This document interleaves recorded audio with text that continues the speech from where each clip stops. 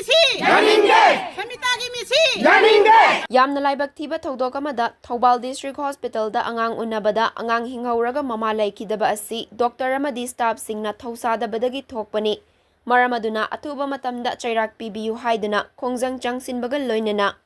Ngarang numidang GAC na sinduna teksam mayai lekaida candle thanduna thongnikre Candle thanduna thongnikiba aduga mari leinana GAC against the killing of Khangemam Ningol Maibam Ongbi Samita of Teksamgi Chairman Kundongbam Meratombi Laimana haikibada Samitana Leikhidrabi ngasiga numit mangani surakpaga loinana Leikhidrabi Samitagi thawaina ingna chikna leijaruba ngamnaba ngasi asi GAC na candle katuna thaunizabani Mahakna makhatana hai misi asigi matangda wakat mifam kaya famkre mari leinaba singsu unaduna amadi memorandum pisinduna GAC na taliba demand sing khangankiba laikre GAC gi demand sing tabidaduna makhatana thabak paikhat piraktrabadi henna kanba khongjang changsinnaba firep laurakpasu yai haiki khongjang aduda Samitagi misi yaningde athubada inquiry tawbiyu aikhoi achumba pami haiba kholau singsu lauki athubada inquiry pibiyu athubada inquiry pibiyu we want justice Sima kuigi teksam mayai lekaida Khangemam Ningol Maibam Ongbi Samitana haukiba tang kunipandagi ngasiga thana numit mangani magi Leikhidrabagi Hauronga mari leinana ngasi teksam mayai lekai Samitagi misi asida semkiba GAC na da sinjariba ngasigi light kuigi meirakatpa asigi thoram asi sengna hairabada hairiba aikoigi isa Samitana singamdana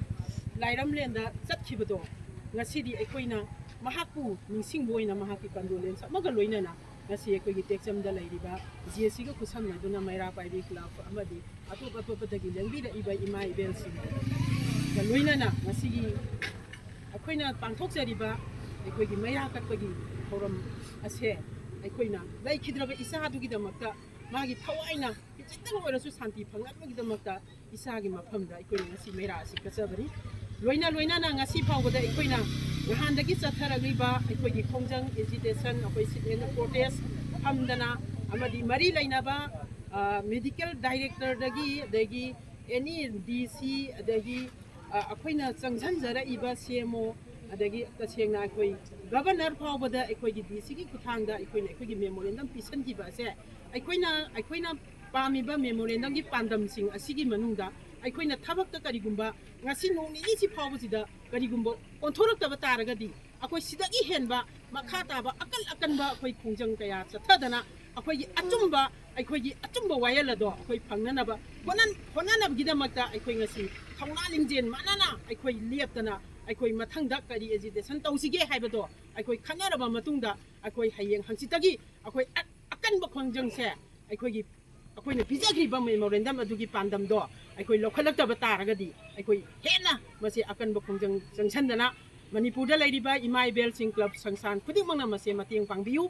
loina na asigumlaba aikoigi yamna thamoi soaba nupi oibi ki khunaida aduki mati Angang Unabada Leikhidrabi aikoigi isa se masigi atama santi oinabagi damaktani ngasi akoina maira kasaribase we want justice Samitagi misi yaninde Samitagi misi yaninde athubada inquiry pibiyu athubada inquiry pibiyu we want justice we want justice Samitagi misi yaninde Samitagi misi yaninde athubada inquiry pibiyu athubada inquiry pibiyu athubada inquiry pibiyu we want justice we want justice we want justice Samitagi misi yaninde Samitagi misi yaninde Samitagi misi yaninde athubada inquiry pibiyu athubada inquiry pibiyu athubada inquiry pibiyu we want justice we want justice Samitagi misi yaninde Samitagi misi yaninde Samitagi misi yaninde we want justice we want justice we want justice we want justice athubada inquiry pibiyu athubada inquiry pibiyu athubada inquiry pibiyu we want justice we want justice athubada inquiry pibiyu athubada Atubada Ipari, pibiyu, Samitagi Misi, yaninge, Samitagi Misi, yaninge, Samitagi Misi, yaninge, we want, justice, we want, justice, we want, justice, we want, justice, Samitagi Misi, yaninge, Samitagi Misi, yaninge, Atubada Ipari, pibiyu, Atubada Ipari, pibiyu, Atubada Ipari, pibiyu, we want, justice, we want, justice, Samitagi Misi, yaninge, Samitagi Misi, yaninge, Samitagi Misi, yaninge, we want, justice.